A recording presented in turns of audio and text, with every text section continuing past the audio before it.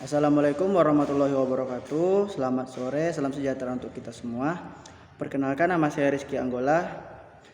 Saya adalah mahasiswa dari program studi pendidikan sejarah Universitas Riau angkatan 2019. Jadi di dalam video ini kali ini saya akan membahas tentang konsep sejarah politik yang saya ambil dari 3 artikel yang saya temukan. Artikel atau jurnal pertama yang saya temukan berjudul Memahami tentang beberapa konsep politik dalam kurung suatu telaah dari sistem politik. Jadi jurnal ini adalah karya dari atau ditulis oleh Abdul Qadir B. Nambo dan Muhammad Rusdianto Puluhulua. Sebelumnya video ini saya buat untuk memenuhi UAS mata kuliah sejarah politik yang diampu oleh Bapak Dr. Ahmad M. Hum. Jadi di dalam artikel ini saya akan menjelaskan sedikit tentang yang pertama, sejarah politik, pandangan dari konsep sejarah politik.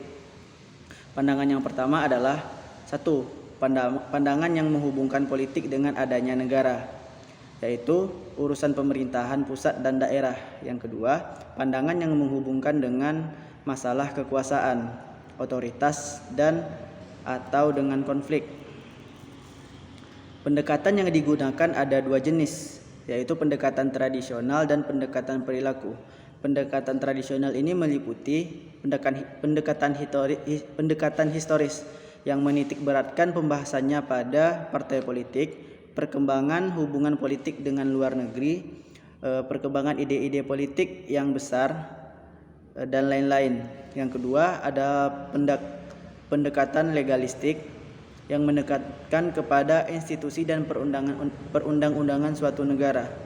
Pendekatan yang selanjutnya adalah pendekatan institusional yang menitik beratkan pada masalah institusi politik seperti lembaga eksekutif, yudikatif, dan legislatif. Sedangkan pendekatan perilaku terbagi menjadi pendekatan perilaku integratif dan perilaku disintegratif. Berikut adalah fungsi-fungsi dan struktur dari politik. Menurut Gabriel Almond, kegiatan politik sebagai fungsi-fungsi politik dalam 2 kategori, yaitu fungsi masukan dan fungsi luaran. Fungsi masukan adalah fungsi yang sangat penting dalam menentukan cara kerja sistem yang diperlukan untuk membuat dan melaksanakan kebijakan dalam sistem politik. Fungsi tersebut antara lain sosialisasi politik, rekrutmen politik, artikulasi kepentingan, agresi kepentingan, dan komunikasi politik. Sedangkan fungsi keluaran meliputi fungsi berupa pembuatan aturan, pelaksanaan aturan, dan pengawasan azas pelaksanaan aturan. Lalu unsur selanjutnya adalah konstitusi. Konstitusi merupakan hukum dasar yang menjadi norma sekaligus sebagai sumber hukum yang ada dan juga berfungsi sebagai dasar struktur bagi sistem politik serta dasar keabsahan kekuasaan yang dimiliki lembaga-lembaga politik sehingga dapat menyelenggarakan fungsi yang dia miliki.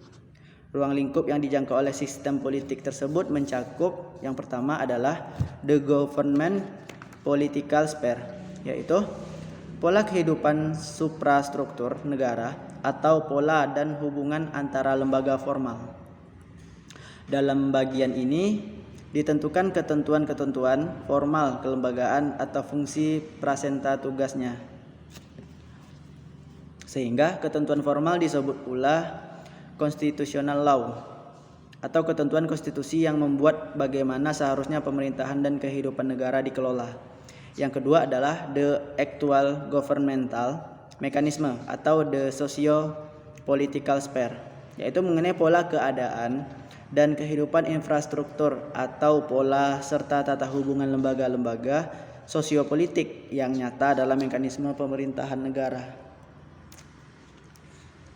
Unsur-unsur yang ada dalam konsep politik itu terbagi dalam beberapa buah. Yang pertama adalah nilai-nilai atau ajaran-ajaran agama atau falsafah dan pemikiran manusia secara sendiri-sendiri atau bersama yang ditransformasi menjadi ideologi politik. Yang kedua adalah ideologi politik yang pada satu titik merupakan pedoman dan kriteria pembuatan aturan hukum. Yang ketiga adalah konstitusi, berfungsi sebagai hukum dasar sistem politik dari negara yang bersangkutan. Yang keempat adalah aktivitas politik yang dapat disimpulkan dalam lembaga fungsi-fungsi politik. Yang kelima adalah subjek politik sebagai penyelenggara aktivitas politik. Yang keenam adalah tujuan-tujuan politik, baik yang merupakan tujuan bersama ataupun tujuan akhir. Yang ketujuh ada kekuasaan politik atau kewenangan. Kekuasaan politik dapat dilihat dari dua segi, yaitu pembagian kekuasaan antara lembaga pemerintah pusat dan lembaga pemerintah daerah. Yang kedua, ada pembagian kekuasaan di antara lembaga-lembaga pemerintahan setingkat yang berkaitan dengan fungsi-fungsi pemerintahan. Baik, artikel atau jurnal kedua yang saya baca berjudul Fatwa dalam Sejarah Politik Iran. Jadi artikel ini ditulis oleh Sofi Mubarak dari Universitas Darussalam Gontor, yang membahas tentang politik Iran, sejarah politik Iran. Jadi kajian politik Islam yang saya dapatkan dari artikel ini adalah kajian politik Islam umumnya masih berkutat pada perdebatan mengenai sistem politik yang paling ideal, yaitu sistem politik mana yang harus diterapkan. Beberapa kalangan memilih membahas tentang bagaimana cara implementasi sistem Islam dalam masyarakat modern yang relatif lebih majemuk dan sekular. Oleh karenanya, untuk tidak terpaku pada pembahasan serupa, sang penulis dari artikel ini tertarik untuk melihat kembali salah satu pengalaman negara yang telah berhasil mengimplementasikan sistem politik Islam di era modern, yaitu Iran. Dengan sistem politik wilayat al-faqih yang ditafsirkan dari perspektif Syiah Imamiyah sebagai ideologi utama negara, Iran layak dikaji lebih jauh, terutama terkait beberapa implementasi konsep-konsep Islam yang terinstitusi sedemikian rupa dengan sistem politiknya. Ada satu konsep politik yang memiliki otoritas tertinggi dalam sistem politik Iran, sekaligus merupakan bagian dari konsep agama. Yang menarik untuk ditelaah konsep tersebut adalah fatwa, yang sebelumnya hanya merupakan salah satu topik pembahasan dalam kajian fikih, tidak bersinggungan dengan politik sedikit pun. Maka pada artikel ini kita bisa membaca tentang pemaparan secara dialektis dan historis bagaimana munculnya fatwa sebagai bagian penting dari politik Iran. Artikel selanjutnya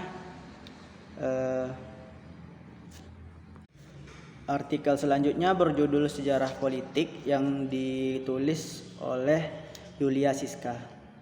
Setelah saya membaca artikel ini, saya bisa menyimpulkan bahwa sejarah politik adalah analisis peristiwa-peristiwa politik, narasi, ide, gerakan, dan para pemimpin yang biasanya disusun berdasarkan negara bangsa, walaupun terkadang berbeda dengan ilmu pada bidang sejarah.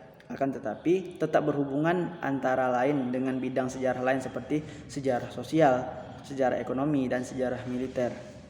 Secara umum, sejarah politik berfokus kepada peristiwa-peristiwa yang berkaitan dengan negara-negara dan proses politik formal.